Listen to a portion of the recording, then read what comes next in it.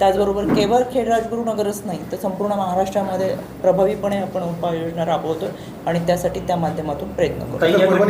या घटनेमध्ये आरोपीला शिक्षेपर्यंत घेऊन येतात, मात्र ज्या खोलीमध्ये घडलं त्या घरमालकाला आरोपी केलं गेलं नाही. ज्या बार मालकाने या आरोपीला पळून जाण्यासाठी मदत केली, पैसे दिले, त्याच्यावरती अजून कुठली कारवाई नाही. या दोन गोष्टी प्रामुख्याने दुर्लक्षित केल्या जातात गेल्या 3 दिवसापासून. याच्यामध्ये आरोपी हा महत्त्वाची बाब होती. याच्यामध्ये आरोपीला अटक करणं आणि त्याच्यानंतर जबाबामध्ये ज्या गोष्टी येतील. सुरुवातीचं जसं मी सांगितलं की आरोपी हा पश्चिम बंगालचा होता.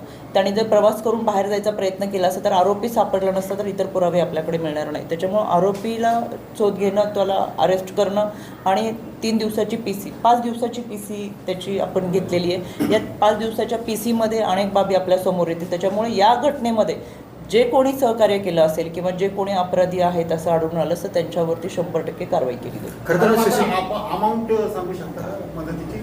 मनोधैर्य योजनेमध्ये महिलांना म्हणजे मुलीला जन्म घालणं धोक्याचं झालं आहे, काय सांगाल याच्यामध्ये स्त्रीभ्रूण हत्या टाळण्यासाठी मोठ्या प्रमाणातल्या मोहीम महिला बालकल्याणच्या माध्यमातून राबवल्या जातात.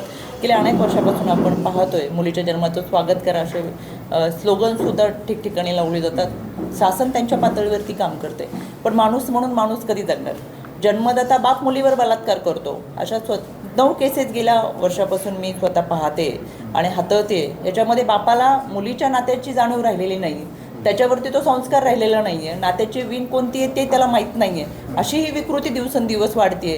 त्याला कायदा, प्रशासन, सुव्यवस्था त्यांचे कठोर कायदे अंमलबजावणी करण्याची भूमिका राबवत असताना हा माणूस म्हणून कधी जगणार आहे हा प्रश्न आहे. त्याच्यामुळे आता माणूस म्हणून त्याला जगता आलं पाहिजे आणि माणसातला माणूस जिवंत ठेवायचा असेल तर आपल्या सगळ्यांना एकत्र येऊन एक प्रभावी यंत्रणा राबवावं लागेल. कायद्याच्या माध्यमातून आम्ही या सगळ्या लोकांना फाशीच्या शिक्षेपर्यंत घेऊन जाऊ, त्यांच्यातली विकृती संपू, पण नवीन विकृती तयार होऊ नये याच्यासाठी आपल्या सगळ्यांची भूमिका फार महत्त्वाची. देश विदेशातील प्रत्येक घडामोडींचे लाईव्ह अपडेट मिळवण्यासाठी आता साम टीव्हीच्या सर्व सोशल मीडिया प्लॅटफॉर्मला लाईक, फॉलो आणि सबस्क्राईब करा. तसंच सर्व नोटिफिकेशनसाठी बेल आयकॉन प्रेस करायला विसरू नका.